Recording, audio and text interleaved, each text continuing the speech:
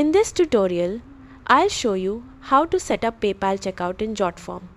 Open your browser and go to jotform.com, then sign into your account. From your dashboard, click plus create, select form, choose start from scratch and then select classic form. Once the form builder opens, click add form element from the left panel. Then open the payment section. Select PayPal checkout and add it to your form.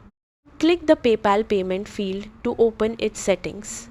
In the payment connection section, click connect or the yellow PayPal button. Sign in to your PayPal account and authorize Jotform to access it. Once the connection is complete, click save. Next, configure your payment settings by adding your products or services, setting prices, selecting your preferred currency, and adjusting any other options you need. When you're finished, click Preview to test your form and make sure the PayPal checkout works correctly. Finally, publish your form and share it with your customers so they can submit payments through PayPal. That's how to set up PayPal checkout in Jotform. Thanks for watching.